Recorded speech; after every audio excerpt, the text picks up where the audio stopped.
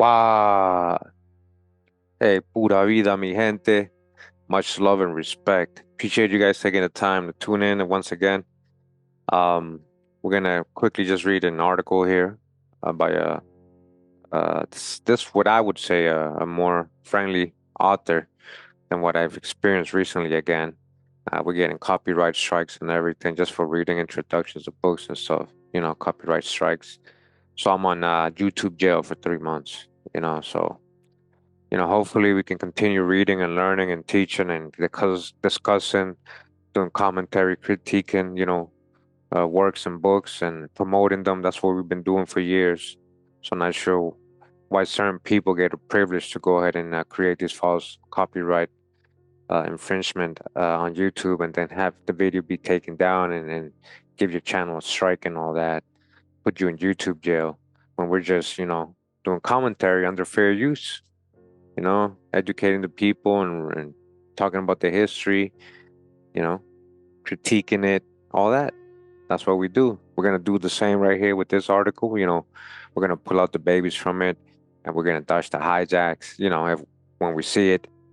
Let's get right into it. You know, um, we're gonna read from the Wicasso Essay Review, Volume 11, Number 2, from Autumn 1995, pages 53 to 65. All right, Wicasso Essay Review. Okay, the use of racial and ethnic terms in America, management by manipulation. All right, that's the name of this article we're going to read. Again, the use of racial and ethnic terms in America, management by manipulation by Jack D. Forbes. Yes, we have read a lot of his articles in his book, Africans and Native Americans. A lot of people were able to buy it off, the recommendations we give. And people, hey, I bought the book because you told me, great book. We touch the hijacks, but in general, we respect the work that these people do, at least to put out this information for us to be able to read it and discern it. So, that's what we're doing here. And it's going to relate to a lot of things we've actually researched here in this little article. I didn't read it all. We're going to read it together as I record it here.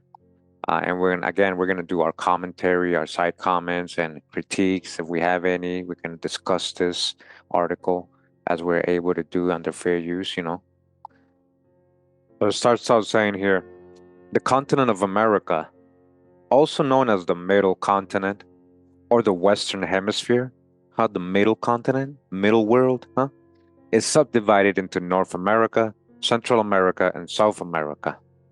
Indigenous peoples have a bit of a problem, however, in that one, the United States and its dominant European origin citizens of all colors, and it's not just European origin, all the citizens have attempted to preempt the terms America and American. And two, there has been a strong tendency, especially since the 1780s, to deny to indigenous Americans the right to use the name of their own land. All right, that's like Amaracapana, America, Amerique.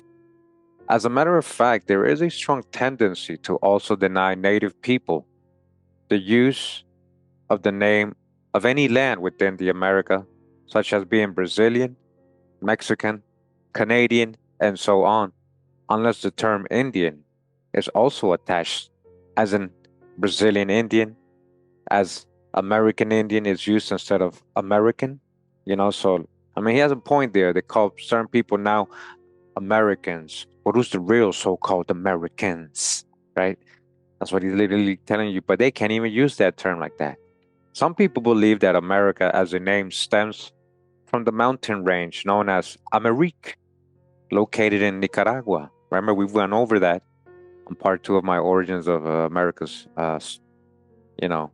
videos, right? The Amerique mountain range, Amerique, windy, that's a Mayan word, Mayan people that were there. Others believe that it stems from a word common to several American languages of the Caribbean and South America, namely Maraca. Now remember, we've done a whole video on this Amaraca, Pana, Amaraca. That's in South America. That was there before Europeans arrived. Again, Maraca, like, when you get the maracas, which is literally like a rattlesnake, it has to do with the Amaru, the Dracan, the dragons, snake, nagas. It says pronounced Maraca, and maraca and embaraca. This word meaning rattle or cord, like I just said, rattle. It's found as a place name in Venezuela. Maracapana, right? It was Amaracapana, Maracay, and Maracaibo. Trinidad, Maracas. Puerto Rico, Maracayu, etc. Brazil, Maraca, Itamaraca, and elsewhere. Many very early maps of the Caribbean region show an island located on the northwest of Venezuela, where Nicaragua is actually located, called Tamaraque. Listen, Tamaraque, Tamari, Tamara, Tamari, Tamarique, Amarique, which has been interpreted as Amaric, standing for Tierra or Terra land of Amaric. All of this is before America first appeared as a name on the mainland, roughly in the area of Venezuela. Guys, we've gone over this, all right? We might have to go over that video or those two parts again one day just to do a review. You guys don't know the history, the origin of the name America. Now, it's going to talk about Albert here. You'll see who I'm talking about. It says most of us have probably been taught that America, as the name is derived from that of Amerigo Vespucci, right? His name was really Alberigo. It means Albert. And, you know, when it comes to naming land, most explorers use their last name, not their first name, either way. So if anything, he should have named it Vespuccia land, something like that, not because he's Vespucci on his last name, not based on his first name, which was Albert, either way. Alberigo, not Amerigo. They changed that later. We gone over this. All right, check out my video on that. Says a notorious liar and enslaver of native people. He was a liar and he was a slave raider. Remember what they were doing? Who were these people? Vespucci, Italian? Did he have some Sephardic in him? Strangely enough, Vespucci's first name is more often recorded as, all right, 1 second, Alberico. You see what I'm saying? Alberico, which is Albert, rather than Amerigo. I mean, we've gone over the info, right?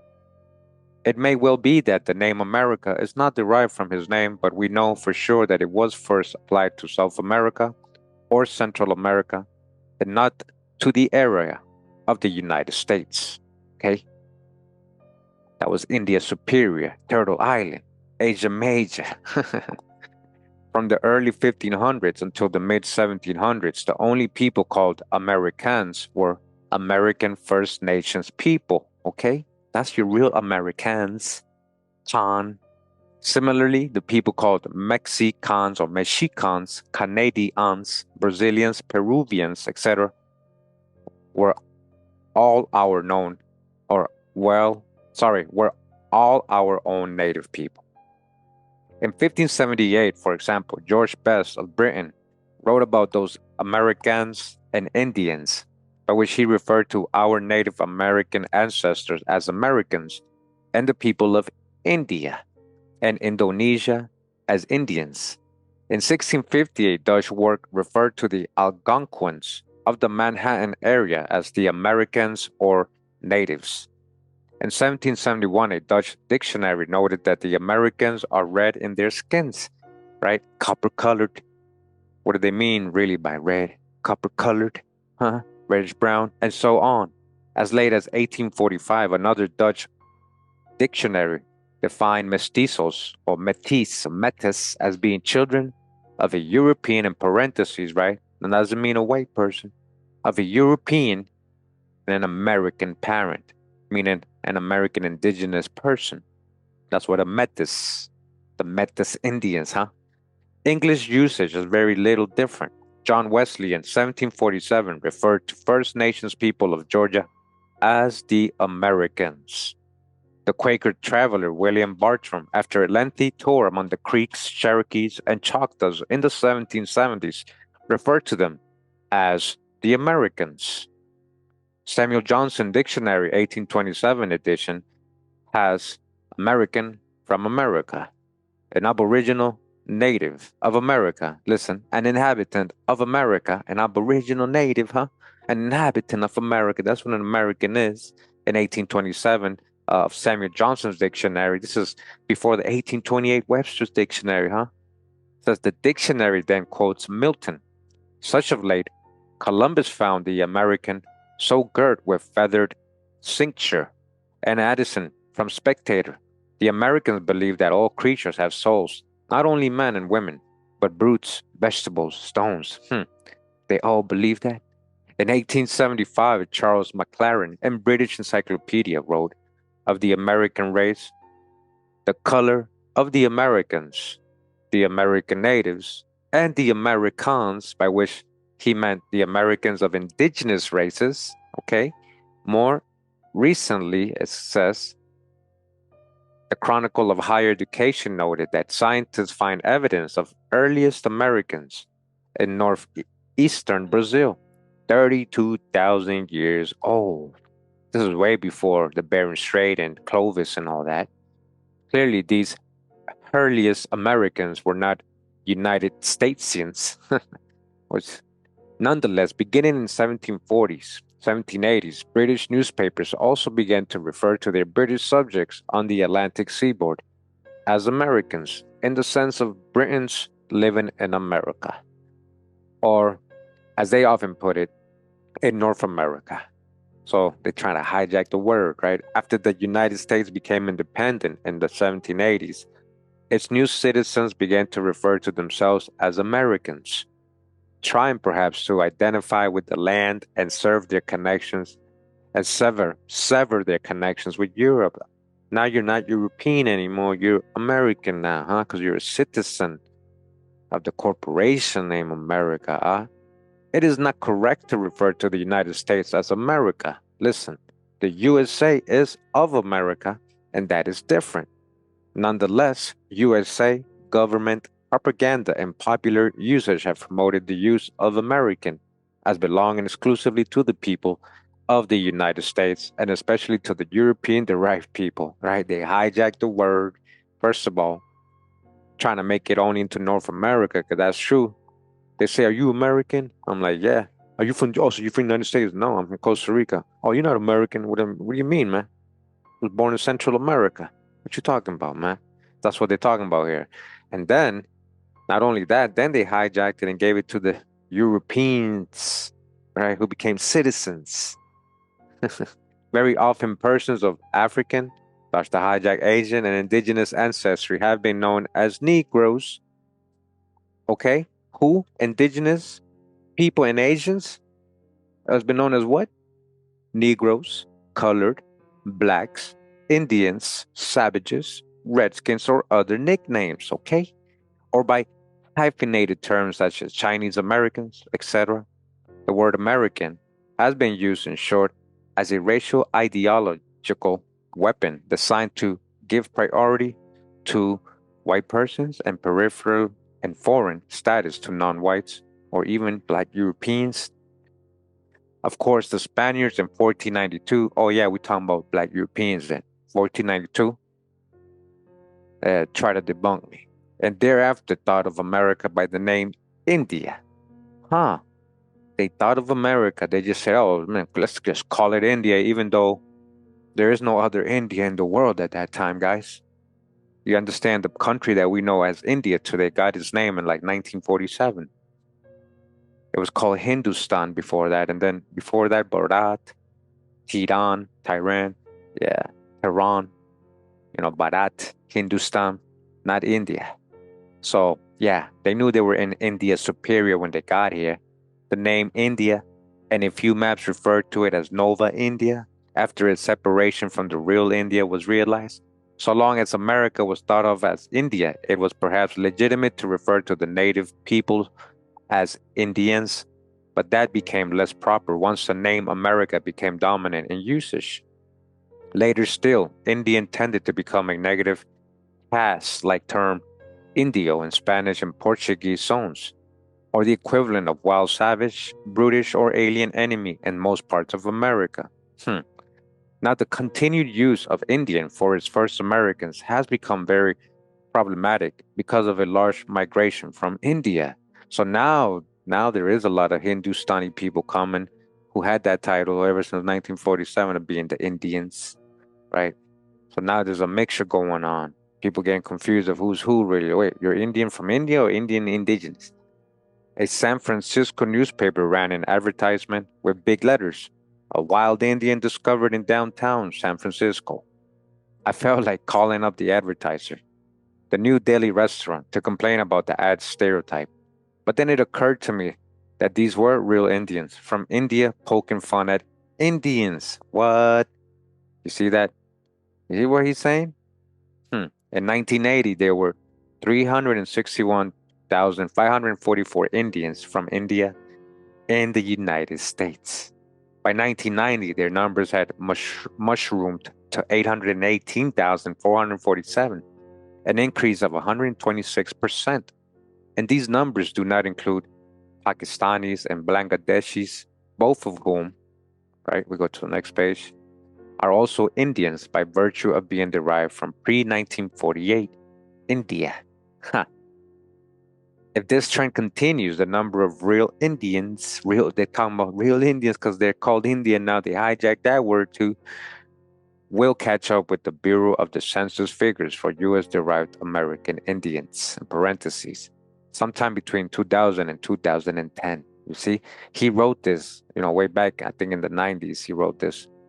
All right, so by 1980, or even in the 80s, he might have written these things. So by 1980, Asian Indians already outnumbered Native Americans in the northeastern U.S. Listen, by 1980, what? Asian Indians, outnumbered. Large numbers of real Indians, in parentheses, are also migrating to Canada and have been present in Trinidad, Guyana, and other parts of the Caribbean for years. Many of these Caribbean Indians are also moving north to the U.S. and Canada. Right? People refer to a lot of these people as coolies. I don't, I don't use the word because I didn't grow up in these areas, but I don't know if it's derogative for them, if they want to be called that or anything, but I'm just saying how I know a lot of the Caribbean people know what I'm talking about. So whether it's derogatory or not, they refer to that, and that's what they're talking about.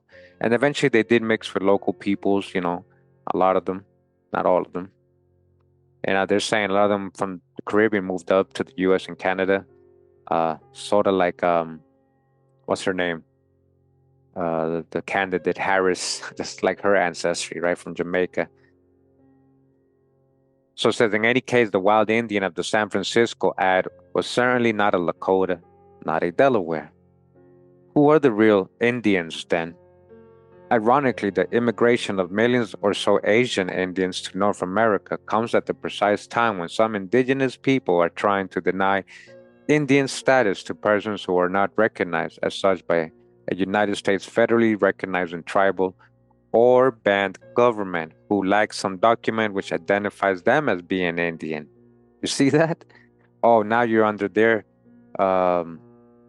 control, like to determine if you're Indian or not. These United States federally recognized tribal bands or governments who haven't even proved documentation which identifies them as being Indian. Listen to what they're telling you here. But are any of us who are of indigenous American descent really Indians anyway? Oh, that's a good question. Nobody's trying to say, hey, that's what everybody called themselves. Each tribe had their own name, each nation had their own people, their own empires, right? Should we fight over a name which is claimed by the more than 700 million people of India, by their government, and by millions of Indians living overseas from South Africa to Britain? Hey, I'll tell you something. He might have a point there in the 80s or 90s when he wrote this, but they're even looking back. I think right now I don't know if I read this correctly, that they were looking into switching back to Hindustan or Bharat or something like that, because, again, they just got that name India in 1947, guys. So when Columbus is sailing around the world in 1492, Marco Polo and all that, people talking about the Indias and Indies, West Indies, all right, East Indies, West Indies. Where was the real India? Because North America was India superior, right? So remember that as we're reading this, okay? The name Indian is derived from India, which in turn comes from Indus. You see, this is a little bit of the hijack. Let's see, an ancient Greek and Roman name for the area now known as Pakistan and India. All right, that's what they're saying. Indus was over there. What if it was somewhere else? Comes from Indus, the name of the mighty river of the Western India. now Pakistan. Again, all that was named Hindustan and Bharat, not India.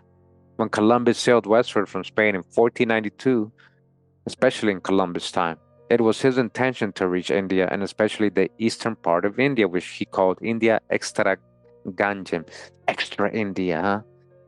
Or India east of the Ganges River, east of the Ganges River.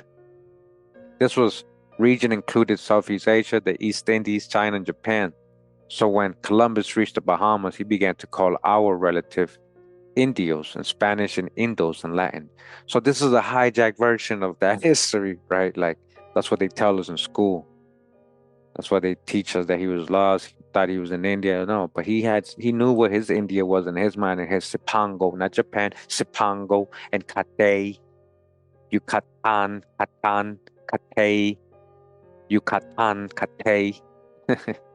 He knew where he was going, the Grand Canyon, Grand Khan. He was looking for the Grand Khan. He knew he brought his Hebrew interpreters, his Arab speakers, his Chaldean speakers. He brought those people to speak and then connect with the Indians to talk old world languages. All right. So they're saying he got it from the Latin. This name became Indiani in Italian and Indian in English. But the Spanish for several centuries believed that India, or the Indies, included the entire area from the mid-Atlantic westward to Old India and the Arabian Sea. You see, they knew the Indies was there, or India, mid-Atlantic westward. This is what I was just saying. Those Filipinos, Hawaiians, Polynesians, Chinese, and Japanese were all Indios. Yup, they concluded them as Indios to the Spaniards and to the Portuguese as well.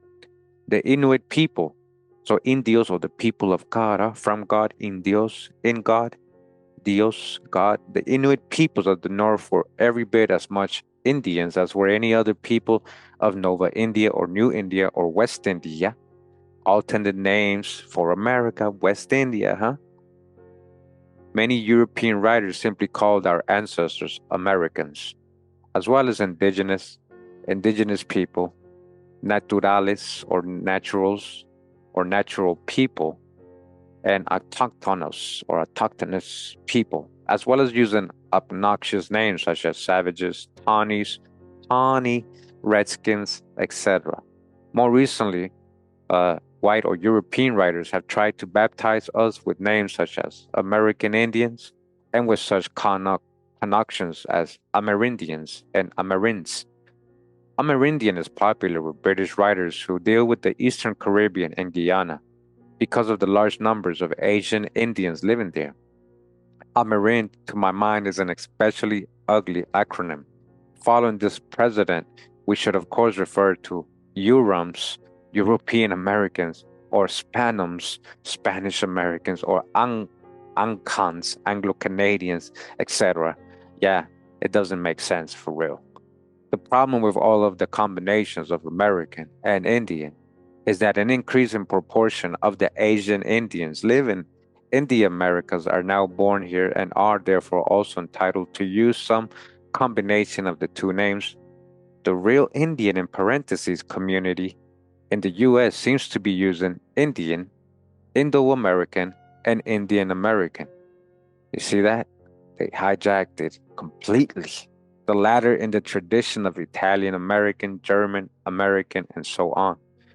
Indigenous Americans have been trying to come up with better names for themselves for a long time, as when the people who use peyote in religious ceremonies incorporated as the Native American church early in this century. More recently, terms such as Aboriginal, Indigenous, and Native are being increasingly used, along with new and somewhat cumbersome names such as First Nations people and Sovereign American Nations people. Also common now are First Americans, Early Americans, and of course, Native Americans. Many South American Native people are also using Abya, Yala, a Kuna name for America. Thus, Abya, Yala people can also be heard at indigenous gatherings. Faced with the continuing immigration from Asia and faced with the need to become masters of their own identity by overthrowing the nomenclature of colonialism, the original peoples of the Americas will ultimately find an answer to this problem. In the meantime, however, we are in a confusing period where original, are using a variety of names while still being called indios, indígenas, Amerindians, and Indians by others. Of course, Native Americans also use their own particular national names such as Cree, Lakota, Quiche, etc. Quiche, Quisha, Quiche, Quisha, as well as language family names such as Maya or Mayan, Homo, Yokuts, Algonquin, etc. Many of these names are not their own real names, but are nicknames or foreign names. Example, Delaware instead of Lenape. Okay? So it says here, unfortunately, the native people of other groups have often been known by caste names or racial names based upon their position in racial grading systems developed under colonialism. Although European persons were sometimes known by racial names such as white or blanco, such names usually denoted a high status and were generally self-imposed. You guys hear that? Body bag. I told you it was all about status. Oh, because who you talking about? Such names, again, usually denoted a high status and were generally self-imposed. They didn't want to be known as low status or Negro, or maybe that meant, servitude at one point, or a bad status, a bad caste. Oh no, I'm white. Free white, huh? Don't free white. Black's Law Dictionary, 4th edition, says free white includes Moors. Free white includes Moors. I don't care what you say. Free white includes Moors. I didn't write Black's Law Dictionary, right? 4th edition, go check it out. I've shown it. So again, white or blanco just meant or denoted a high status and were generally self-imposed. We ain't talking about crayon colors. Tragically, the imposition of racial names upon Native Americans and Africans starts to hijack has resulted in a loss of personal autonomy and self-determination. In part, this is because the imposition of such names was almost always part of a process of envelopment, inferiorization, and proletarianization under the aegis of exploitative colonial systems. As I state in an article, it is precisely the loss of nationality and the assumption of a caste position which marks a successfully proletarianized, colonized, enveloped person. What are the caste terms which have been applied to original American peoples? All right, listen. This is what Indians have been called throughout history and still are. Okay, pay attention now. There are many.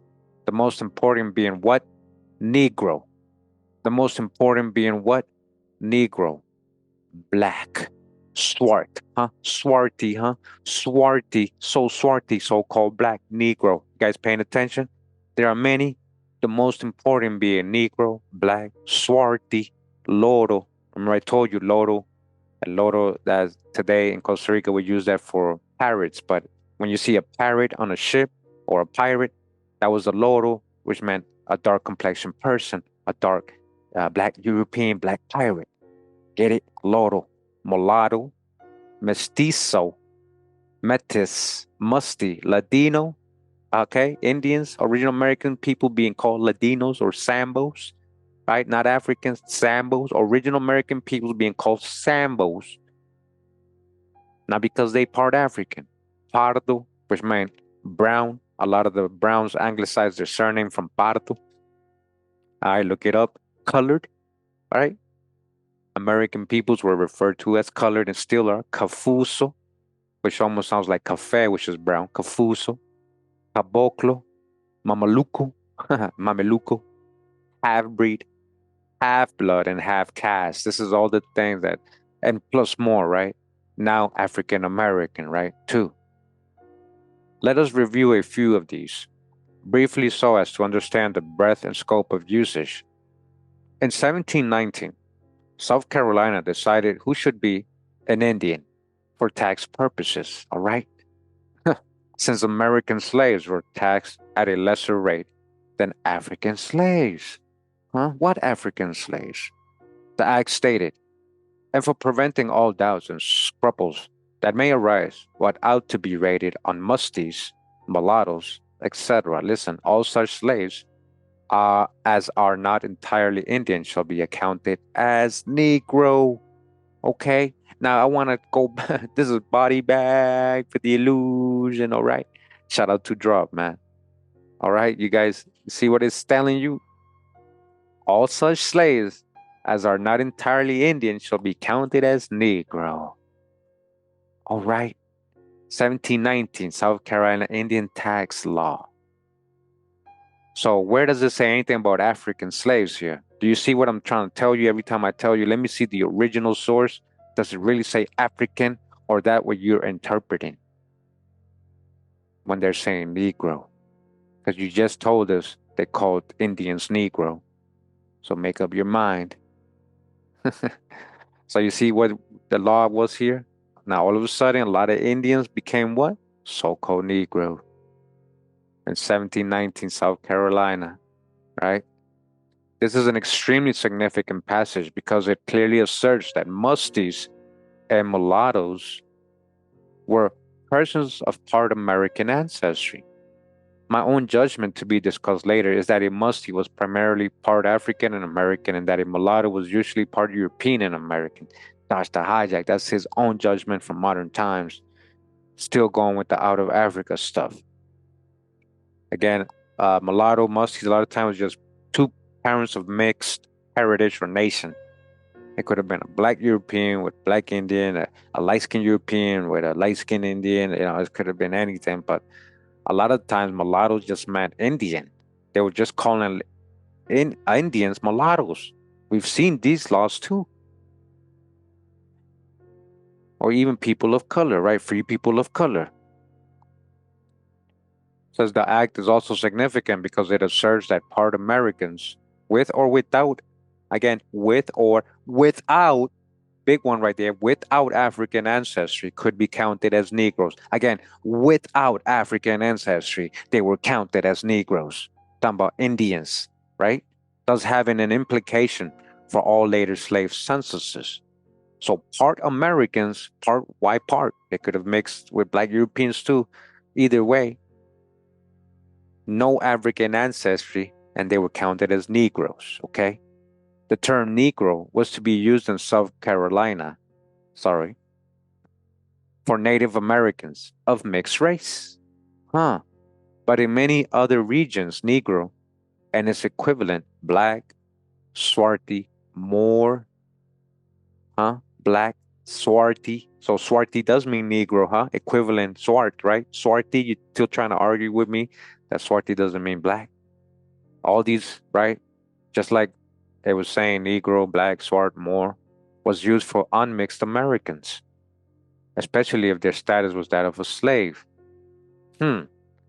Tawny Moor was a variation on this in English colonial usage.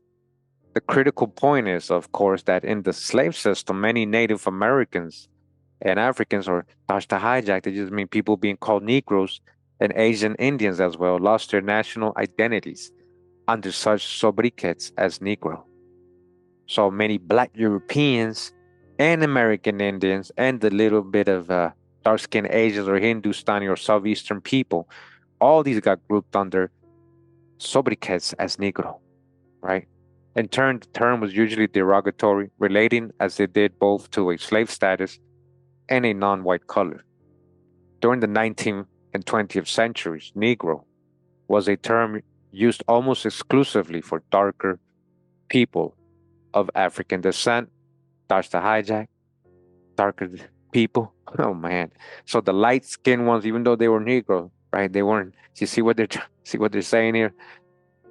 Except in the United States, where it came to be used for virtually all persons of even remote African ancestry. What is their African ancestry? That's a hijack too. So Negro basically, right, was being used anybody who was dark complexioned. Naturally, many of the Negroes of both kinds were of Native American ancestry as well. All right, they were American Indian, naturally, these so-called Negroes. You guys learning? Paying attention? The Spanish and Portuguese introduced many colored terms to the rest of the world as a result of their contacts with Africa, India, and America. Initially, colored terms such as loro, and pardo were used to refer to persons whose color was intermediate between black and white, primarily to identify runaway slaves in Iberia itself. All right, so that doesn't mean they were white or that they, these are crayon colors. They're in between. Oh, so a light skinned, Negroid person. A sequence developed in which the Iberians first began with very general color terms, loro, pardo, baco, etc. Second, when they coined many more color terms, membrillo, cocido, moreno, marrano. Thirdly, when they invented or adopted terms for various mixed bloods, as mixed bloods, mamaluco, mestizo, mulatto, sambo, etc. Fourth, when they attempted by means of such terms to individually categorize most types of mixed bloods. And fifth, when it all became so very complicated that they fell back upon very general terms such as pardo, or made ones like mestizo very nebulous. All of this is very significant because there is, of course, a considerable difference between the descriptive use of loro and the later prescriptive use of mestizo or mulatto. Loros were never subject to specific legal limits on their behavior as loros in Spain. The same was true for most other color descriptive terms. The colonial designation of persons of mestizos, mulattoes, and later pardos was an entirely different matter. The use of these terms in the Americas was designed to identify and to limit, to control, and by and large to exclude. In general, I think we can say that the appearance and evolution of the term mestizo in both the Spanish and Portuguese empires reflect the kind of caste-like and racialist social orders which involved in the colonies. Terms such as loro and pardo were too general to meet the needs of caste societies. That ultimately pardo survived and came to be widely used is a reflection of the extensive and complex, miscegenation in the colonies and the need for a general term which could embrace all of the different kinds of mixed bloods and people of color, different types, all skinfolk and kinfolk, whose ancestry could almost never be accurately described. So how are they Africans? You see that? He's telling you something. They can't really prove any of these people's, like they can't even go back and say, hey, they got their whole ancestry, but now you want to make them Africans. Loro, for reasons which are not clear, died out as a color term and did not fulfill this function. Mestizo itself, especially in Mexico, Ladino in parts of Central America, and perhaps Cholo in Peru, came to be used eventually as almost the equivalent of pardo. Ladinos, huh? So Ladinos were the brown complexion people, dark complexion people, like I've been telling you. The term mulatto had its origins in the Arabized Romance language of Iberia. Between about 1317 and 1500, I believe it evolved from either muwalat, convert to Islam, mulatto. It just meant convert to Islam. Listen, converted to Islam, mulatto, huh? Or today mixed blood, or maula, servant having a feudal relationship, or from both into Portuguese, mulatto, and Castilian, muelat or muelat. In any case, mulatto was carried to the Americas in colonial legislation, which sought to restrict the rights of certain persons. In this case, persons mostly of American and African intermixture. Explicit definitions of the term mulatto in Spanish writings are as follows. All right, so in 1568, they said royal order defines a mulatto as a child of Negro and India. All right, a Negro and an Indian is a mulatto. So what do you mean? Indians are Negro and Negroes are Indians, as you said earlier. So what do they mean by that? What kind of Negro? So are we talking about an American Indian Negro from maybe another part of the Americas that mixed with another type of Indian? Or are you talking about a Black European mixing with an Indian? All right, that's why you got to keep, open. 1574, Viceroy Enriquez of Mexico states that mulattoes are not sons of Spaniards. Not sons of Spaniards. Nope. 1574, Lopez de Velasco states that mulattoes are children of Negroes and Indians, and much less commonly of Spaniards and Negras. Wow, you see, it's trying to hint something here. At a certain period, they were talking about Negroes and Indians mixing, huh?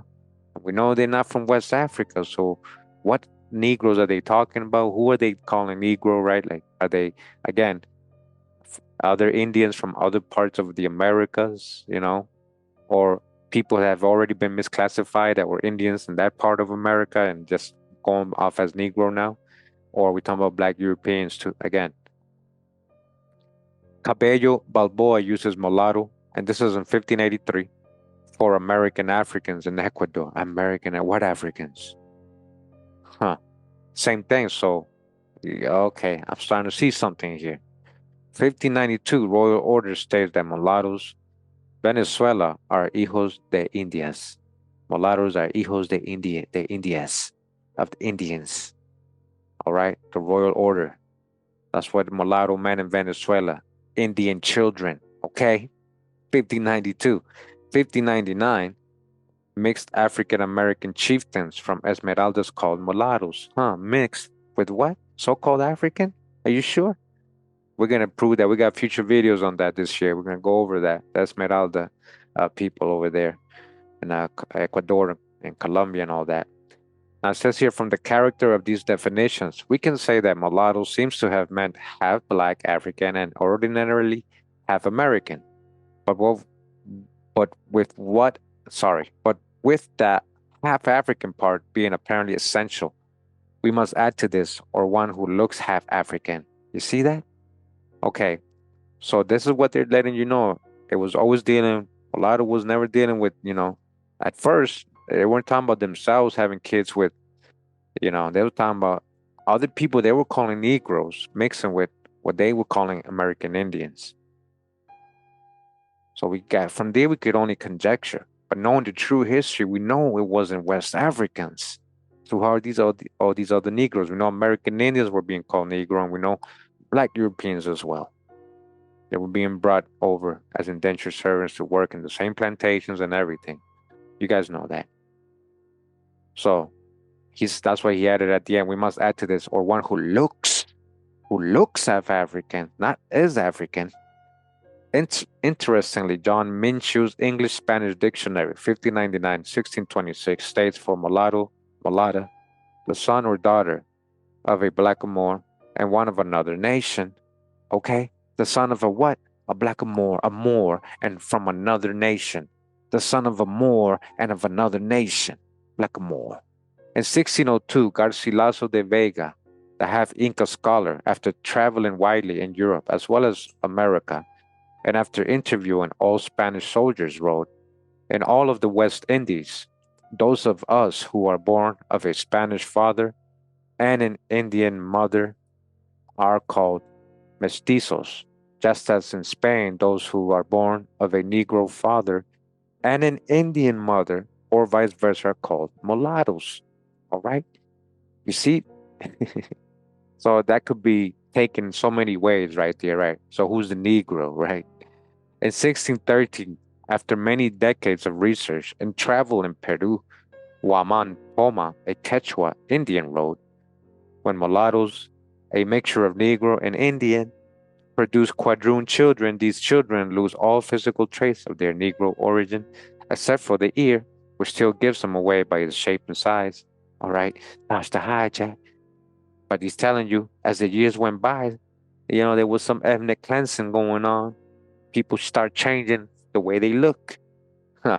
One of the first two large groups of caste persons to be created in the Spanish and Portuguese empires were the mulattoes.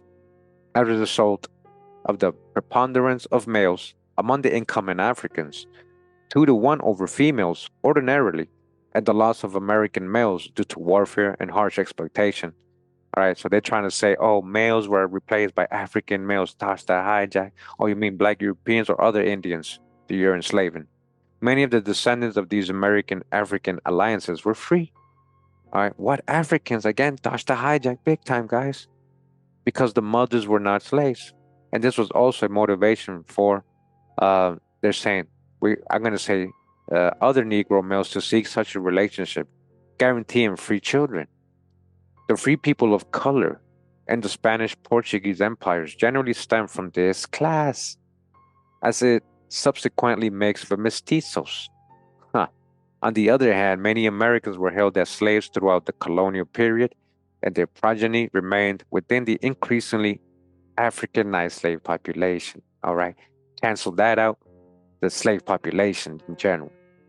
They're not Africans. We've already debunked that and exposed that false narrative of West Africans being brought over to Americas. It wasn't from there the ships were leaving originally.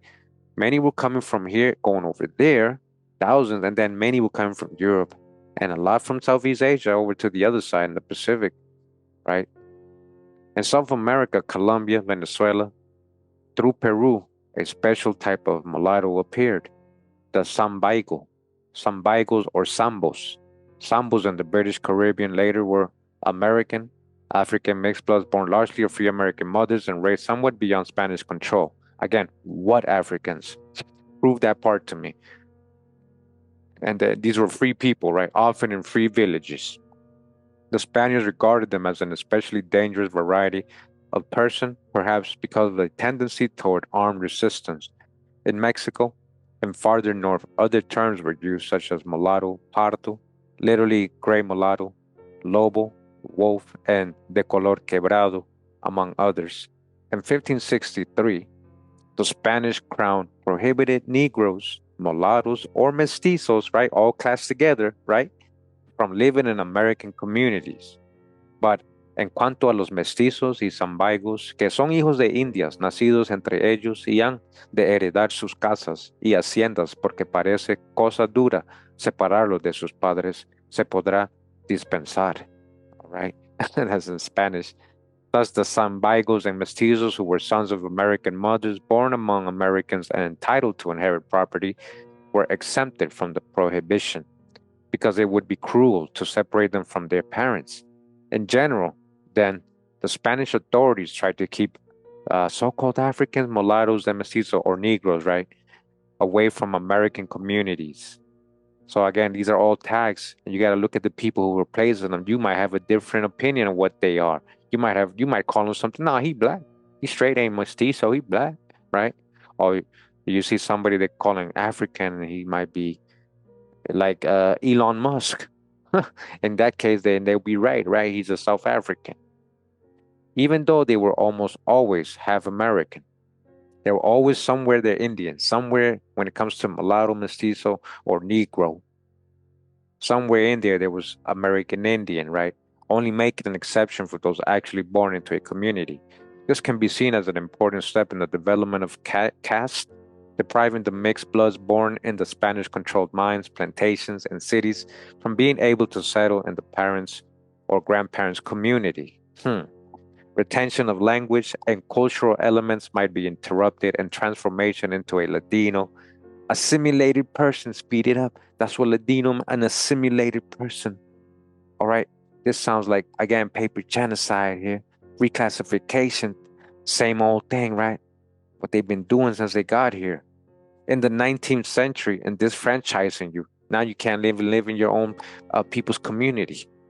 In the 19th century, Sambo was used on Trinidad as a term for Negro American mixtures, with musty being used for European American mixed bloods. The Spanish Portuguese term mulatto passed into many other languages, usually being used to refer to half Negro persons. However, in English and French, it was also used for American European mixtures. In English, mulatto became the only term used for a mixed person until musty and half-breed appeared in the mid 18th century. Thus, it is not surprising that both American, European, and American African persons were known as mulattoes or American Negroid. And that's the thing, guys. See what I'm saying? When we know original people here, and Indians, so-called Indians, or autochtons, or indigenous people of America were so-called black or Negro too, then all this kind of, doesn't make sense when they're trying to separate from Negro American with Negro European. Like there was black Europeans too. You get what I'm saying? So, just gotta keep all that in mind as we're reading, right? What they're trying to say, right? Even though he's exposing how silly all these tags are, he's kind of doing the same thing, in his time, what he knew, what he thought.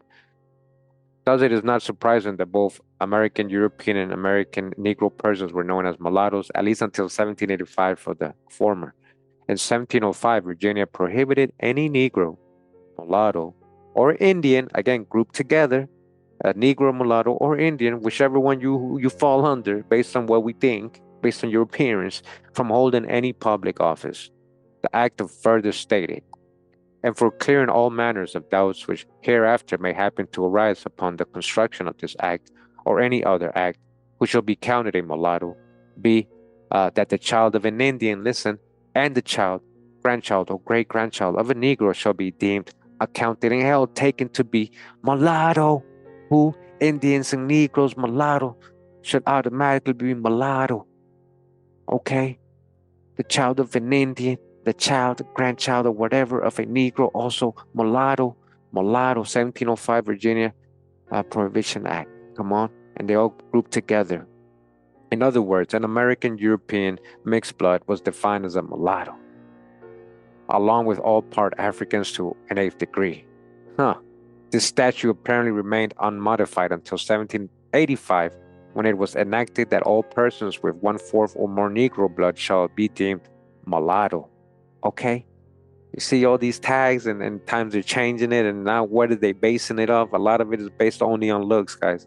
This remained the legal definition until 1866, when it was modified. After the Civil War and emancipation, you're saying? Every person having 1/4 or more Negro blood shall be deemed a colored person. Okay? And every person not a colored person having 1/4 or more Indian blood shall be deemed an Indian. But they can't be colored. But if they're colored, what happens? If they have any type of dark complexion, what happens? They don't get to be called Indian. They're called Negroes. Or a colored person. Okay? Colored person. You can't be called an Indian. But if you don't have any dark complexion, then I'll call you an Indian. Here comes the ethnic cleansing and the disfranchisement by color. Right?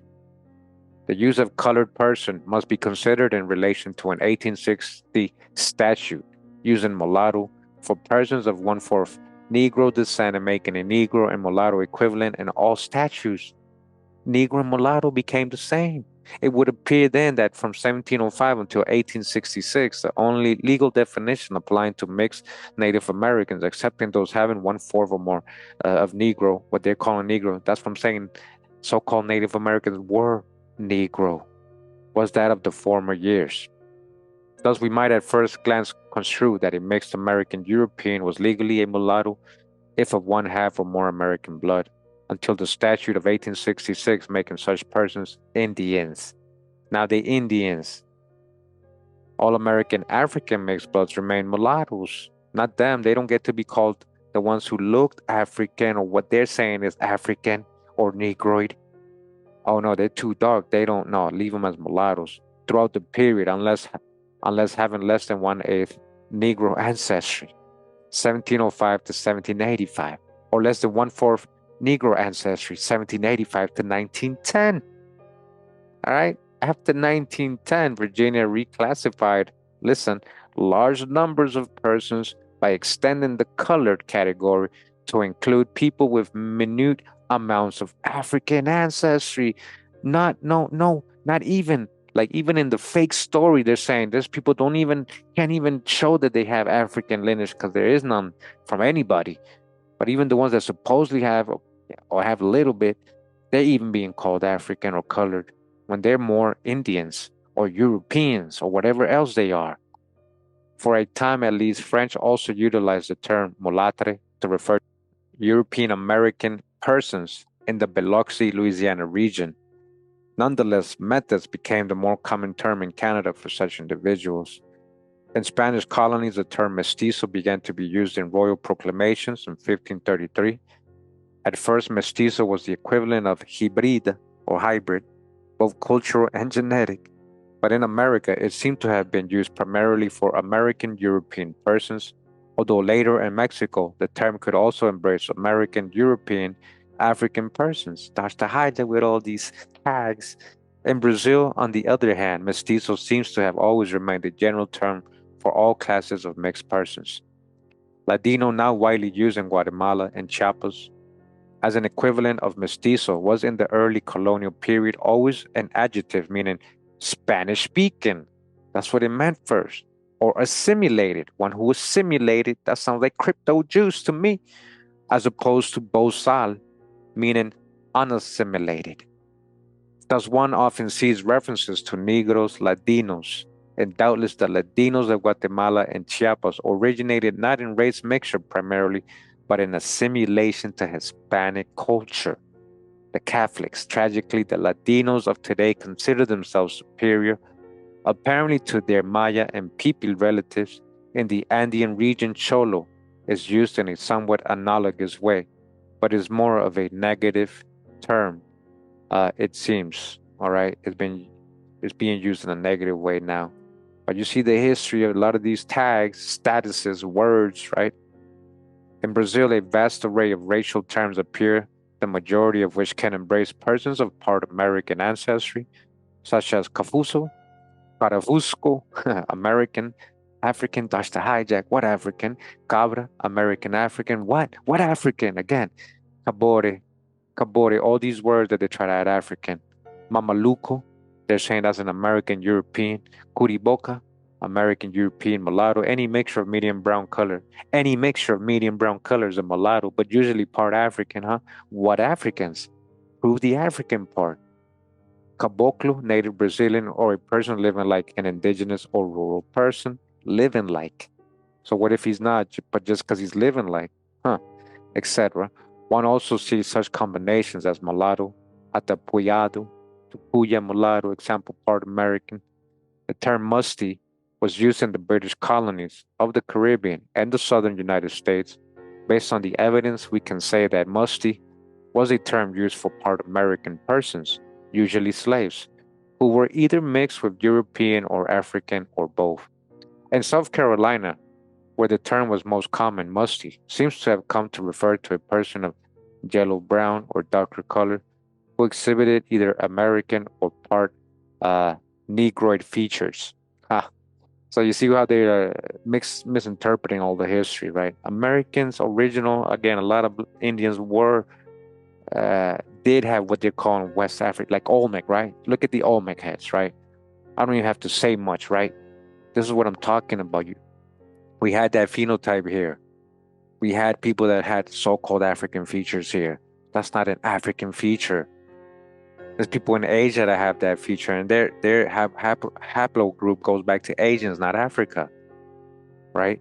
So that whole concept that look is West African. We had Black Europeans that look like that. Just look at all the statues and all the paintings in Europe from those times.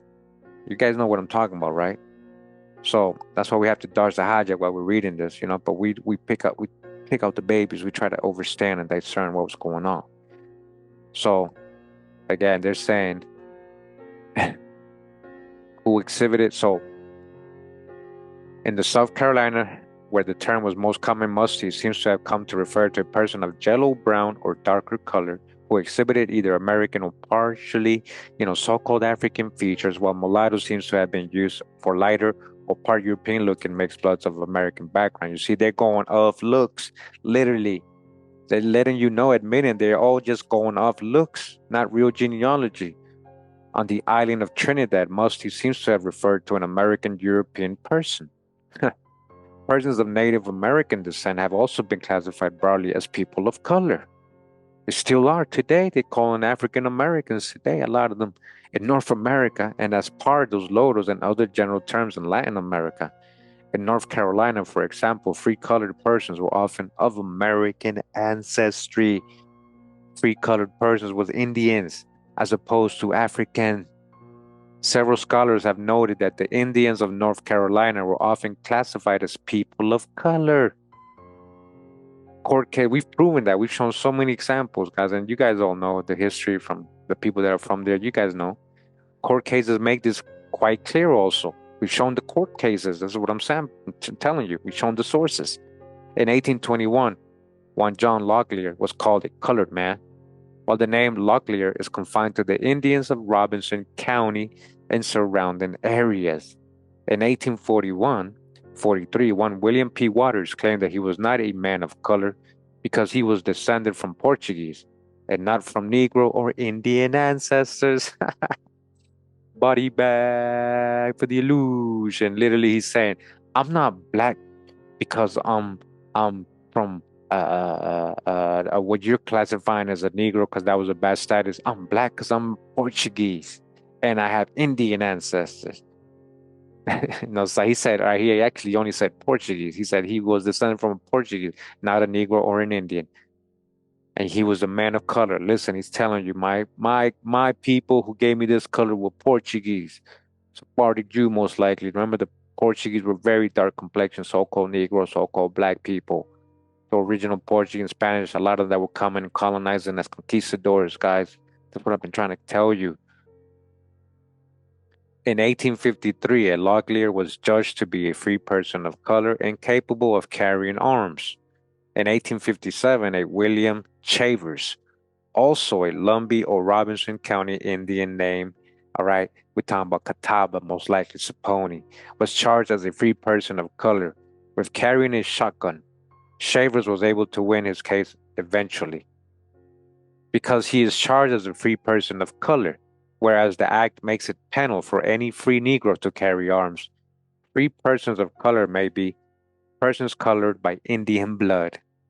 You're colored because you got Indian blood. That's why you're a person of color. The indictment cannot be sustained.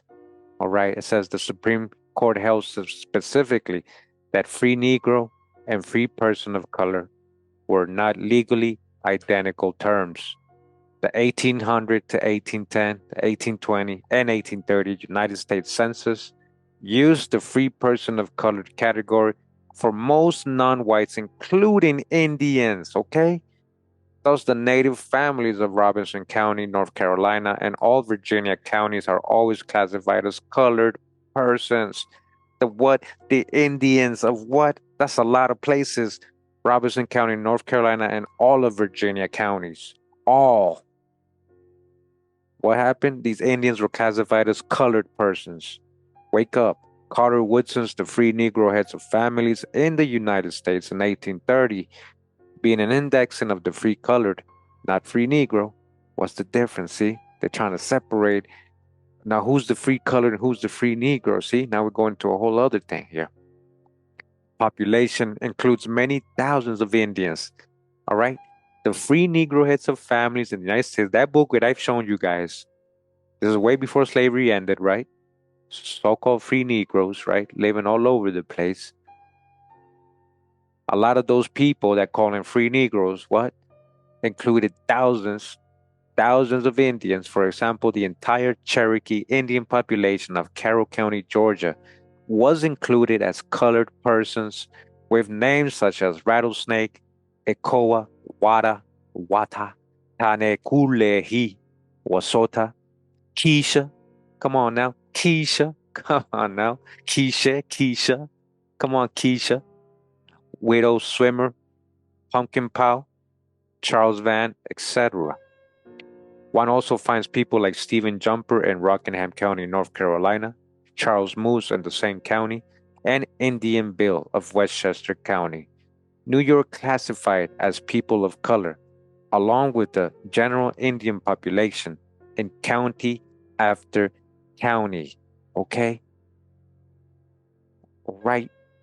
In the same county, the Indian Bill of Westchester County, New York, classified people of color along with general Indian populations, okay? County after county. You guys hearing? You guys learning? You guys hearing and learning? Needless to state, countless persons of Native American ancestry lost their specific national identities by being reclassified as mestizos, mulattoes, pardos, or colored persons. You guys understand? They lost their identity, their specific national identity. And they went from colored persons to what? Negroes, then to so-called black, then to so-called African Americans. Of course, indigenous nations often were able to absorb mixed persons as well as foreigners, but there was always a strong tendency in colonial situations for the colonial power to attempt to prevent the strengthening of potentially rebellious conquered nations. Thus, mixed persons were often reclassified and separated from their maternal or paternal nationality and languages. This process was greatly aided by the slave system and by the proletarianization of marginal but technically free workers, indentures, free workers, right? Slave system, huh? Indians getting enslaved, yes. Many Americans were enslaved, not only by the Spaniards and Portuguese, but also by the Dutch, French, and British. I got whole videos on that, whole series on that. In the young United States, Native Americans could still be held as slaves in spite of the new Constitution with its Bill of Rights. For example, we read of a slave who ran away in 1790 in Virginia from Southampton. A lad about 18 or 19 years of age called Ben Whitehead, being of the Indian breed, Remember all these runaway ads I showed you guys? It was black Europeans and Indians running away. And almost white. He was light skinned, has coarse straight hair of a dark brown color and black eyes. Coarse straight hair. Is a carpenter and he can read. Of the Indian breed, huh? But this is a runaway ad. This is we're not they're telling you. They're not telling you this is a Negro runaway ad of the Indian breed. The Americans who became slaves, whether in Brazil or Virginia, Suriname or Louisiana, Sonora or Cuba, with American Indians, were likely to lose their nationality over time, and most certainly, all right, their children would probably be known by a caste designation.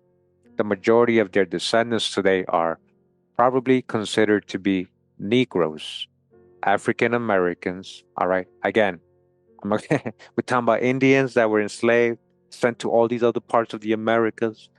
Listen to what he's telling you. The majority of their descendants today are probably considered to be Negroes or African Americans, okay? So-called Mexicans, Brazilians, Pardos, etc.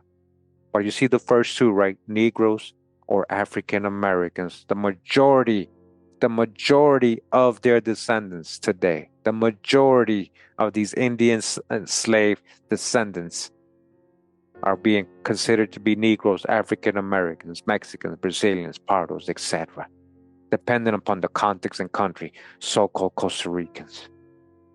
What is truly remarkable and a testimony to the effectiveness of Spanish racial propaganda is the fact that many Latin American states have today as their national ideology the idea of being mestizo, in parentheses, or at least that becoming mestizo is a national cultural ideal and that all indigenous groups must eventually give way. The native people, it is said, must give up their languages and traditional identities in favor of becoming Latinos, Cholos, or more properly speaking, mestizos. The Mexican elite, for example, asserts the superiority of mestizo over the indigena, and as the very essence of the post-1821 Mexican society, this is, of course, a shocking testimony to the effectiveness of Spanish colonial indoctrination.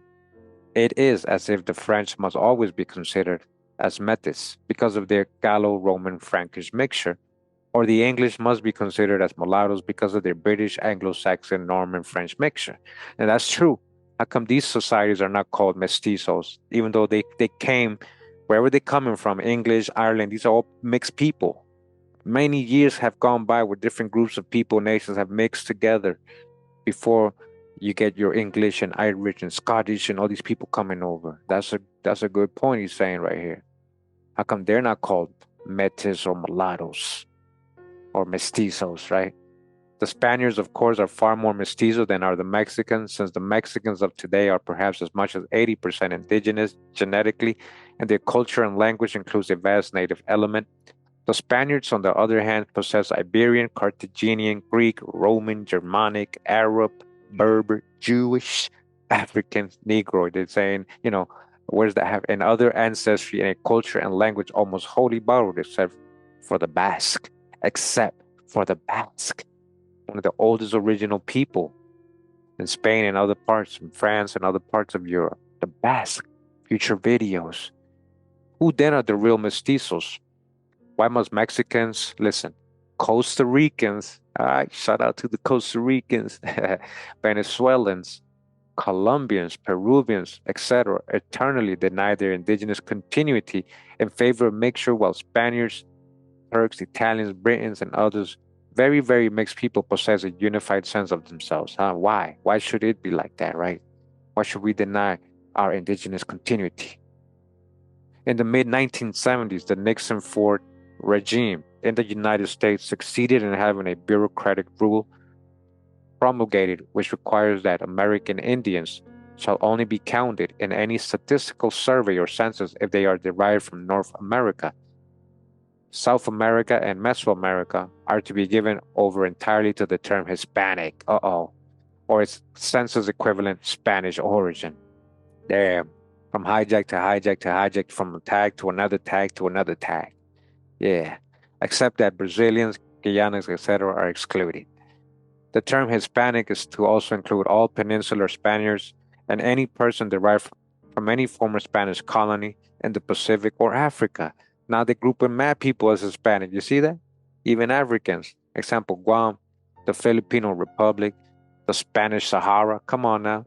This conjunction was designed apparently to create an artificial political bloc for Republican Party purposes, as well as to obscure the relationship of race to poverty in the United States by mixing Europeans and Pacific peoples with Cubans, Sephardic Jews, African Americans. What does that mean? And indigenous persons derived from Mexico southward. So a whole bunch of tags, but you get what they're trying to tell you, right? As you can see, they added the Sephardic Jews.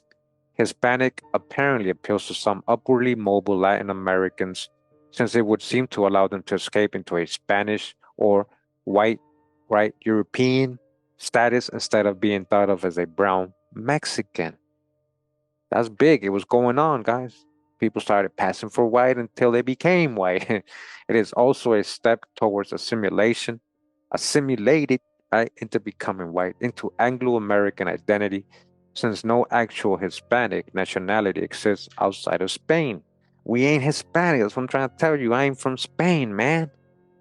Many Mexicans and other Latin Americans in the United States have rejected Hispanic and instead favor the use of Latino.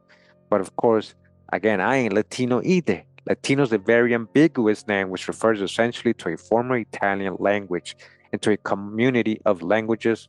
What Latino may be functionally is another escape from being mestizo, or more accurately, Indio, right? A lot of people don't want to be Indians. They want to be Latinos and shit. A lot of people don't want to be Indians. They want to be black. They want to be Africans, right? Same thing in Latin countries. Same thing, guys. Latino implies subjectively a light brown skin color and semi-European facial features. In a sense, then, Latino is functionally a form of Ladino. Example, denial of autochthonous identity.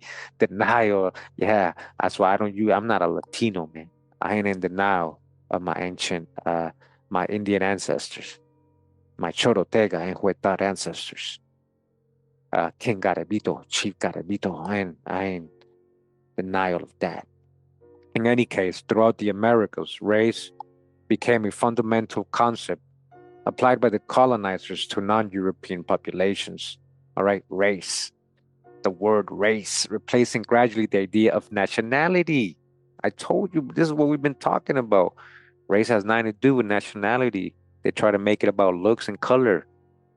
Free native nations were able to absorb or assimilate persons of Negro, European, or mixed ancestry, or people that look like what they're saying African, right?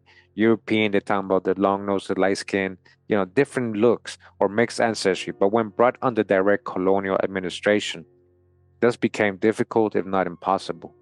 For example, in the United States, the enrollment of Native people from the 1880s onward also always required the recording of the degree of Indian blood, in parentheses. Thus, an elaborate system commenced keeping track of each variant fraction of Native ancestry. A new racial caste of persons of one-fourth or more indigenous ancestry was soon created.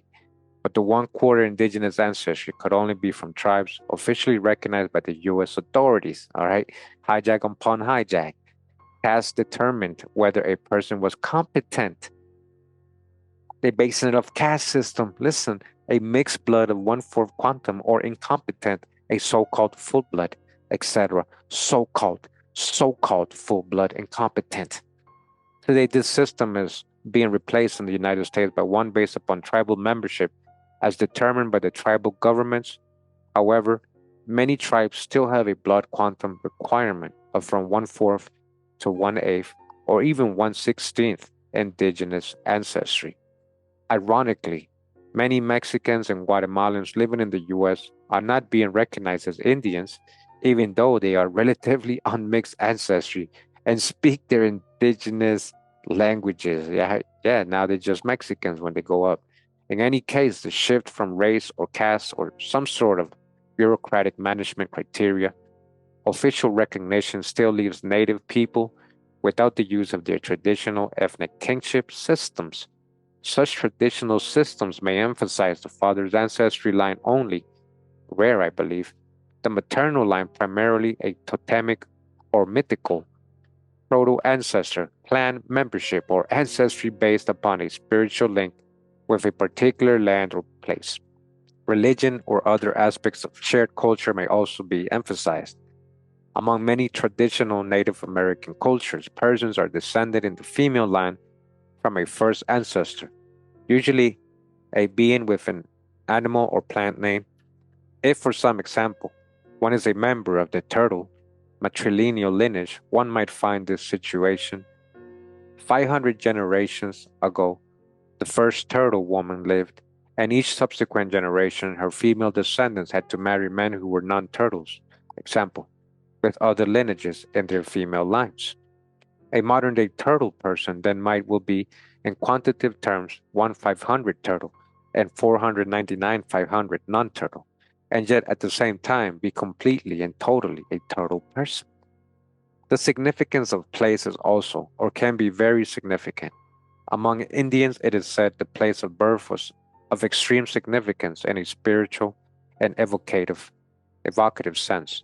Thus, Americans born in a Spanish mission setting in California might be existentially very different from their biological parents born elsewhere. The relocation of groups of people, in short, can lead to a new definition of self identity for future children, provided that the social systems allows for it, or even in spite of the social systems, as with California born Japanese Americans, perhaps.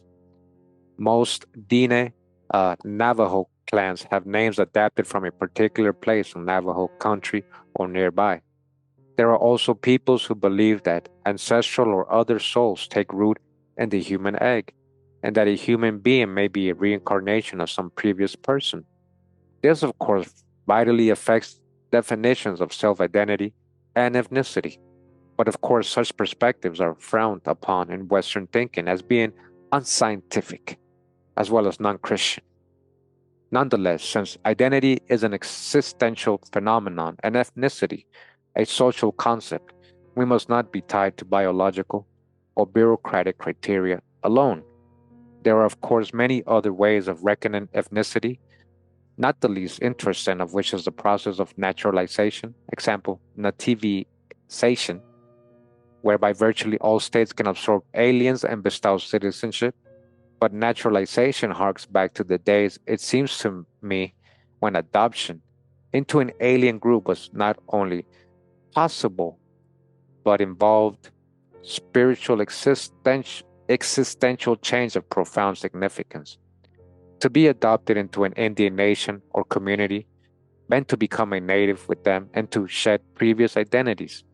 Perhaps it meant the same thing in other societies as well. It is also necessary to reflect upon the fact that the modern classificatory mind has evolved the notion of absolute identities, a notion which has caused so much pain in recent times. By this, I refer to the notion that a person must be either French or German, either Swiss or Italian, either Indian or non Indian, etc. The modern state has made an exclusive claim to our loyalties, but this claim has also been furthered by a kind of either or this or that logic fostered by Christian and other Messianic religious denominations, and by a kind of black in parentheses or white in parentheses, right? We're talking about crayon color tendency to oversimplify human experience, right? Into black and white. There you go. That's what I've been saying. Come on, man. You can't describe people like that. You cannot know what they are from just calling them black or white. That's oversimplifying human experience. For Native Americans, of course, things have not always been this way. Scholarship and especially popular writing has created the impression that one must be either a Comanche or a Kiowa, etc. But even the term Comanche is a foreign word, applied by outsiders to a group of people with 5 geographical divisions who blended into the related Shoshone before becoming separated, and who mixed frequently with other so-called tribes as close friends, campmates, and marriage partners. To understand Native American identity, one must, I think, begin with the extended family, a kinship unit of the utmost importance. In fact, the family is the key element in all Native social, economic, and political life. Very often, these families are not localized, but by means of clan relationships, extend outward, sometimes to groups speaking totally different languages, and sometimes even to enemy groups. For many Native Americans, then, identity begins with a family identity. Often this is expressed in bilateral way, although matrilineal or patrilineal descent may be emphasized. The family in the larger sense may often embrace within its folds persons who belong to different tribes, in parentheses, or after 1500 belong to different races. But Native people also belong, in parentheses, to many other groupings, including societies, in parentheses. Men's organizations, for example, in modern times, these include powwow drum groups, clubs, etc. Religious groups, including ceremony-giving associations, the Native American Church, sun dancers, etc., and groups of friends who have adopted each other sometimes in a ceremonial way. Moreover, of course, Native peoples belong to local communities, villages, camps, outfits, hunting bands, etc. Larger communities, towns, pueblos, bands, triblets, and nations or confederations of bands and or communities. Each of these levels provides a type of identity and all are important. But we cannot stop with the nation in parentheses because Native people also had alliances comprised of closely linked groups speaking different languages, such as the Quechan and the Hamacava of the Colorado River, or the Maricopa and the O-Adham of the Gila River, the Verde Valley Javapai, and the Verde Valley Apache, and so on. Many of these alliances have been bonded together by mythic traditions or by long-time sharing of ceremonies, gifts, marriage partners, clans, etc. Thus, although usually unnamed, such bondings are very real and provide a sense of belonging. Bilingualism is usually characteristic of such bonded groups. Identity then is really a series of concentric circles with many layers of importance. No single level can adequately describe or encompass identity. Moreover, in the case of native clans, they run outward through all of the concentric circles and even extend into alien groups. Today, all of this has been modified somewhat, principally by the pressures of colonialism. Membership is now often determined by white people's rules, listen, or by the pressures created by land and resource shortages. Still, however, Indians have multiple identities. All right, it's controlled. For example, a hypothetical person who is half Sunni and half Sioux might not be able to be a full member at Sunni Pueblo, especially if he was raised elsewhere or if the Sunni ancestry came through his father. Although in some pueblos, the matrilineal reckoning is being replaced by patrilineal emphasis insofar as membership is concerned. Sunni relatives will recognize him as a part of the family, but if he was never ceremonially incorporated, and if he does not speak Sunni, he may not be considered a real Sunni at Sunni Pueblo. In Denver, where he lives, however, he will be recognized by other Native Americans as an Indian and be fully accepted as Sunni, a Sioux, or a Sunni Sioux, whichever he chooses to emphasize. Thus, such a person may belong to a Sunni family, may be legally a Sunni from the white government's viewpoint, may be a non-Sunni, may be a Sunni Sioux, may be a Sioux, may be an Indian, at all the same time. All right, you get it? Such examples are numerous and sometimes involve persons descended from 4 or 5 tribes who may also be part French, right, part Filipino, part Hawaiian, and so on. And to further complicate matters, such persons may also identify as citizens of the United States or Mexico, etc. It is easy to see that one could have a mixed American African family, that's the hijack, whose kinship ties run in both directions. Thus, one could have a Nanticoke person in New Jersey married to a Mohegan from Connecticut, right? Both of whom actually possess variable proportions of different tribal and racial backgrounds. Example, the Nanticoke, Pocomoki, Wicomico, a black African, Dutch the hijack, and white on the Nanticoke side, a Mohegan, Pequot, Narragansett, black African and white on the Mohegan side, you see? So basically these are both people of color, letting you know, right? But they are hooking up and they have different backgrounds and they're adding the African part, but they could be, instead of the black white African, it could be a black European mixing with all the Indians, right? All those Indians, right? Which were people of color as well, black Indians, all right? Still further, the two families include relatives who are living in Philadelphia, Camden, Boston, Princeton, etc., who have intermarried with other Indians or with so-called blacks. Indians in parentheses and blacks in parentheses. Tags. Some of the cousins in parentheses will likely be in the black community. Some are active Indians, while still others may lead a dual life, sometimes being one thing, sometimes another. They may, for example, attend a black church where they do not publicly announce any Indian identity. Listen to this, and yet they may be Indian when visiting relatives or attending powwow function. Oh, now you're Indian, but you want to be black the rest of the year, or African American, yeah, you're Pan African, right? FBA, foundation, still trying to relate to somewhere else. These multiple associations may not be easy, of course. The above analysis may, however, sound very strange to one accustomed to the usual US government or even anthropological notion about tribes and nations in parentheses. I think it likely, however, that many of our tribes in parentheses were created by colonial authorities in order to have suitable political entities with which to negotiate for land cession purposes or to have a suitable entity available for conquest. Having militarily defeated a large tribe, the colonial power could claim jurisdiction over all of the territory ascribed to that unit, or at least could force a large land cession from it. All right, you guys hear what it's saying?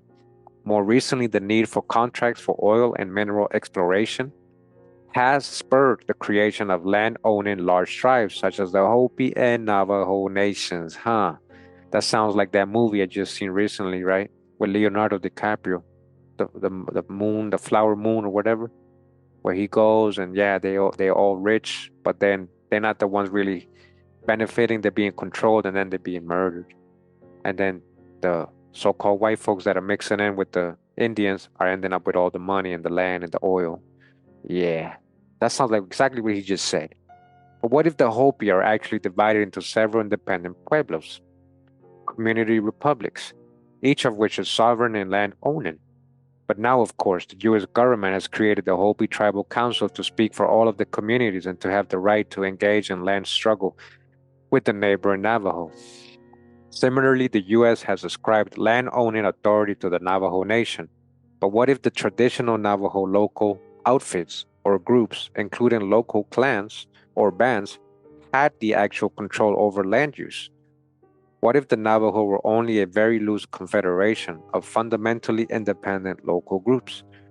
Perhaps one of the greatest political achievements of Native North Americans was the ability to develop confederations of friendly local republics without losing the essential sovereignty of local groups. This was the essential characteristic of all of the great confederacies, such as those of the Powhatan, the Iroquois, the Lenape, Delaware, the Creek Muskogee, the Cherokee, the Choctaw, the Dakota, Nakota, Sioux, etc. But that form of political genius is unacceptable to the colonial state, which requires centralization, bureaucratic control, and quick and ambiguous lines of responsibility and decision making. They want to be able to control it all. Thus, Native American identity has been badly shattered and then rebuilt, as it were, along new and often false lines, all right, being reclassified, paper genocide. Now we are stuck with a variety of imposed concepts. We got all these concepts in our head now, from the very idea of being Indian, parentheses, to being descendants of the Mayas rather than real Mayas, to being members of tribes or nations from very existence depends upon the recognition of the bureaucratic agencies of the US, Canadian, and other governments. All right. That was deep right there. You say you're a descendant of a Maya and not that you are actually Maya. You are still Maya. You're not just a descendant. All right. Similarly, Americans of, they're saying, Black or Negro origin have their original nationalities almost completely destroyed. They don't know who they are. They think they're from Africa. They were then sculpted by colonialism as Negroes or Negroes slaves. That's what you became. All right. And then ground out as caste with an incredible variety of terms being used. You've been called all these sorts of things except who you really are. Listen to what he's telling you here. Moreover, a system of denigration resulted in the internalization, very often of negative self-images of the actualization of a color-shaped status hierarchy, which has survived slavery and direct European colonialism, right? That whole caste system of white superiority and black is bad and black is mean slaves, and we're still under that. That survived slavery. To a significant degree, Black Americans control themselves, as it were, because internally they operate with caste and class relations, while sometimes in the US, partially presenting outsiders with the appearance of being a united ethnic community. Facing such dilemmas, some Black Americans have opted out of America, such as the Rastafarians of Jamaica and other groups desiring a return to Africa. That's because of those movements of those Masons, right? We talked about recently. While others have sought to create a new African nations, right? They got Pan-Africanized, they got brainwashed. Yep. They got by the gatekeepers, by the agents within the territory of the United States, for example, while still others have sought to achieve equality as Brazilians, Cubans, Trinidadians, Jamaicans, North Americans, etc. Right? That's what you are, North American. Easy answers are not forthcoming, but it is worth stressing that Black folks were the first settlers of North America after the indigenous Americans. Oh, yeah. Oh, yeah. The indigenous Americans were so-called Black folks, not Africans. So what Africans were you talking about? He just means Negroid people. Long preceding Europeans. Before Europeans, there were Negroid people here and coming here from other parts of the world. Before so-called whites. From the 1520s to 1565 in South Carolina. All right. As well as the first non-indigenous settlers of the mainland of Latin America being in Panama when Balboa arrived in 1513. All right. So these are all misconceptions here. They could have been Indians. They could have been Black Europeans, not Africans, right? Don't think Africans. African Americans are also of partial indigenous American ancestry. A lot, very much so. Yes, very much so. Thus, from several points of view, they should feel very much at home in America. It should be accorded the respect of being early arrivals. Okay? You should feel comfortable here in your own land. But they make it hard for you to live in your own land, huh? They make it hard. Not to mention, it says, hold on, not to mention, sorry, possible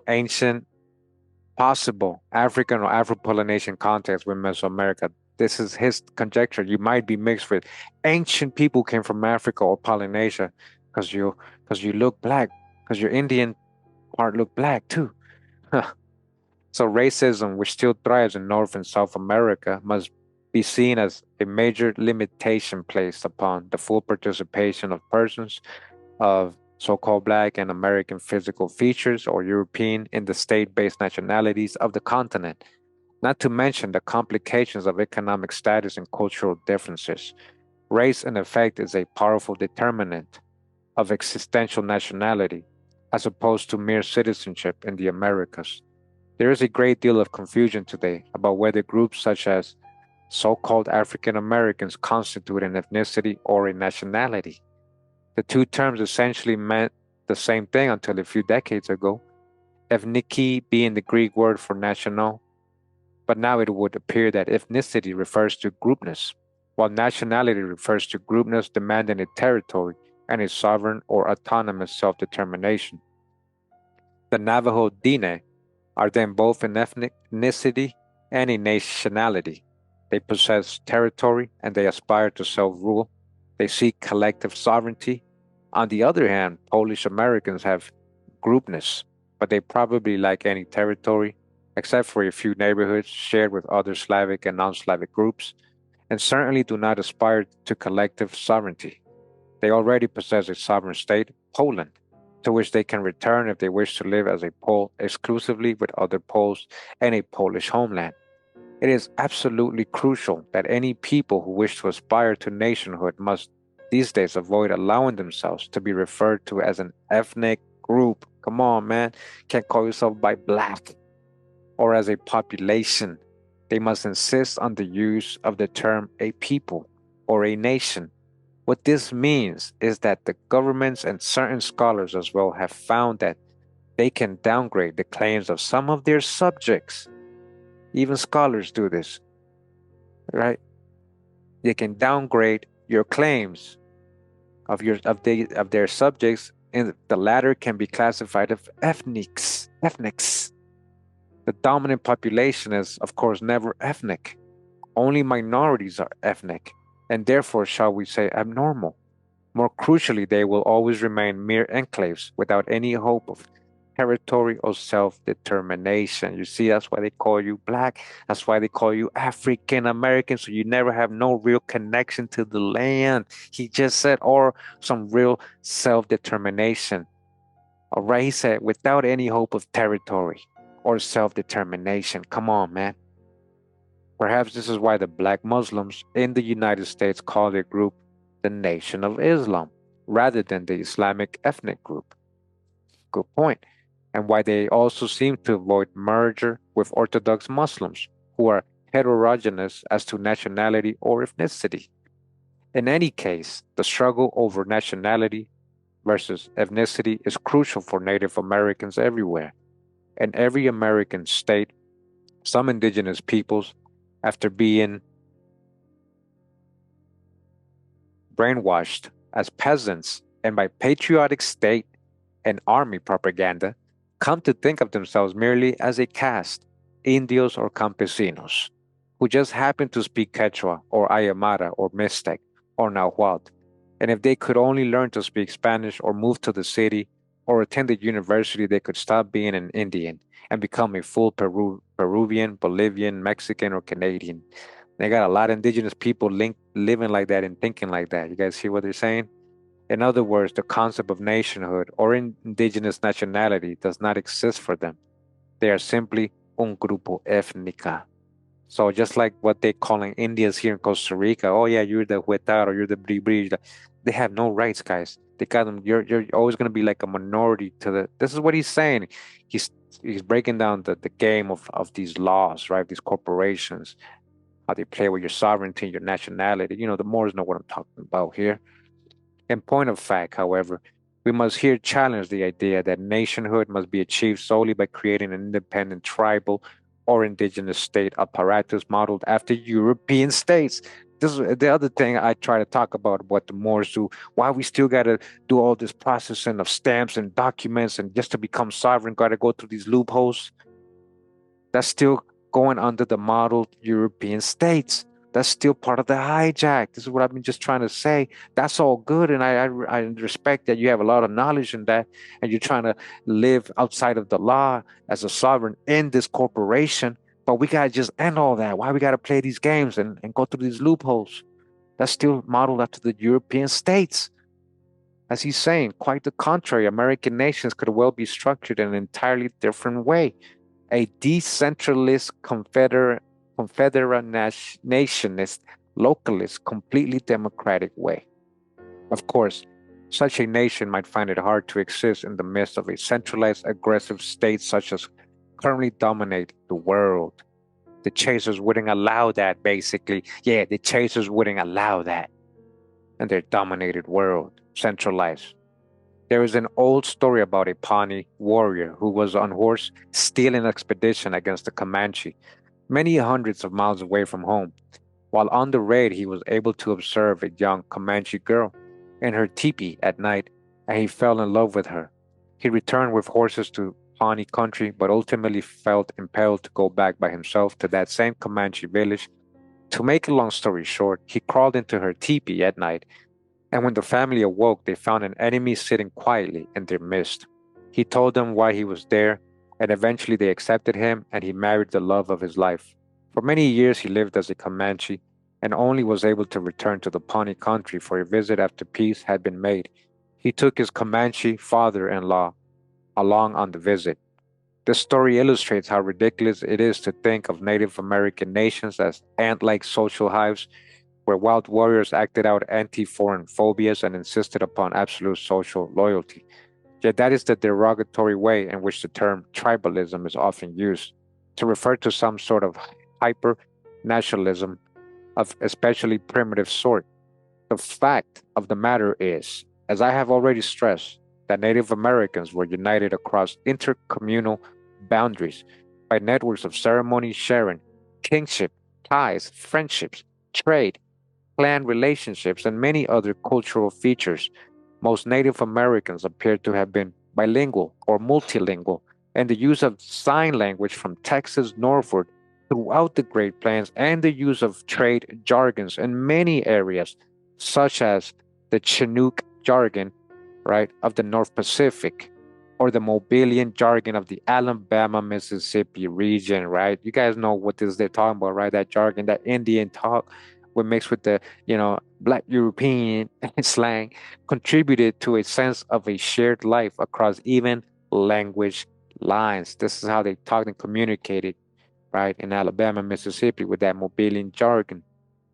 Unity also existed across hostile intercommunal boundaries because kinship often existed across such lines due to the frequent capture of women as marriage partners, as well as because of captive children being raised to be full members of their adopted community. And many customs might mitigate hostility, such as being on a vision quest or pilgrimage, being a religious, holy person, etc. Warfare was not a business of the state among most Native Americans, and therefore some families might not be hostile toward a group of or village which was the object of enmity by others. Apparently, one was not expected to fight one's own kind or one's own clan relations, even if they were associated with a hostile group. In North America, at least, leaders did not ordinarily possess coercive control over anyone else and could not force anyone to go to war. I believe that most nationalities today are actually of similar character to the above, except that they have been molded into their present shape or have been created by state bureaucracies, state propaganda, and state rewards, which accompany citizenship, etc. Certainly, most boundaries are quite artificial and have been subject, in any case, to a great deal of movement and recorded history. Are the Limburger speaking people to be considered to be German, Dutch, or Belgians? Almost everywhere we find the same confusion in border zones, a confusion which often extends over large areas as well.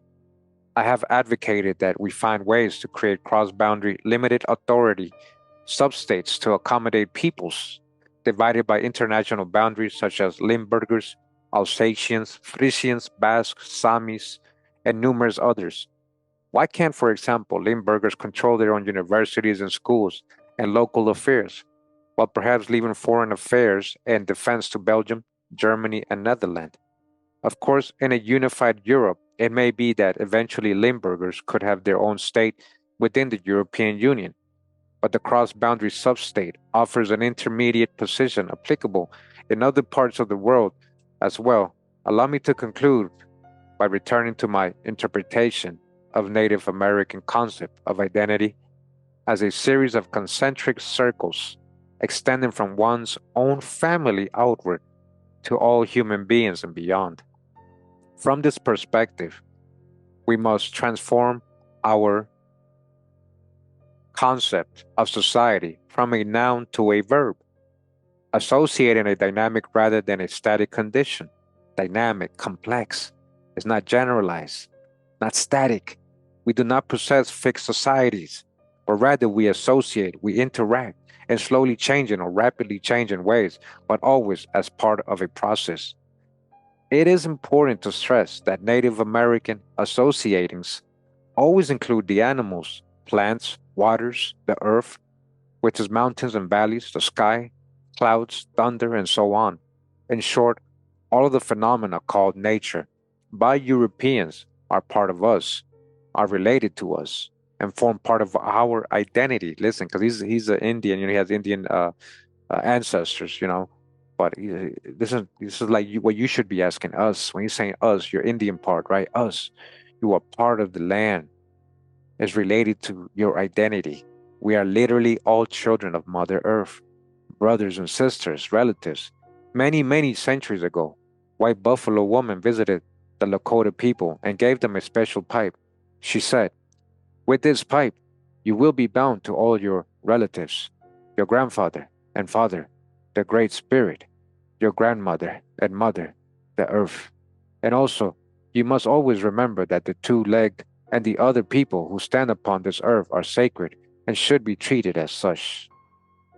There is also an old Lenape prayer which refers to our grandfathers, the trees, and our grandfather fire, and a Sunni prayer which states, "When our earth mother is replete with living waters, when spring comes the source of our flesh, all the different kinds of corn we shall lay to rest in the ground with the earth's mother's living waters." Over and over again, the native people gave out this message of kinship and oneness with other forms of life. If the earth is to survive as a viable home for humans and non humans, it would seem that we will need to adopt the worldview of indigenous peoples in order at least to include all of our relations as part of the nation with which we identify. We live in an earth ocean, a sea of air which we must come to understand as a kind of aquarium stretched around the surface of the earth, and an aquarium common to all of us. If part of us pollutes it, then eventually we all have to suffer the consequences.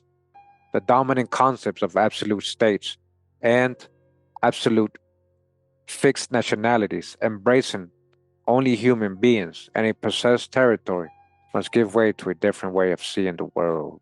All right? Stop with all your hate, your prejudices, and your stereotypes, okay? Stop generalizing genealogy and ethnicity and your family tree and your heritage and your lineage is very complex. And when I say there are hardly any full blood or 100% people living 100% anything, when we're talking about people who've been mixing since ancient times, okay, you must understand what I'm saying, all right? Not put yourself on a high pedestal all the time, like you're better than somebody else.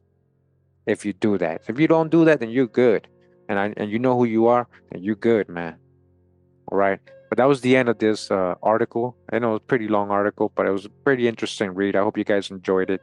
It's things we kind of gone over in different forms and shown different examples of what he was talking about. I've shown videos about almost everything he talked about today, guys. I hope you guys really take the time to catch up if you're new to my channel, so you guys can see the actual historical sources that he's talking about, which he is citing right here. As you guys see the footnotes, Jack Forbes don't really play when it comes to sources. All right, he has a lot of sources, and it keeps going. More and more pages. But that's the end again.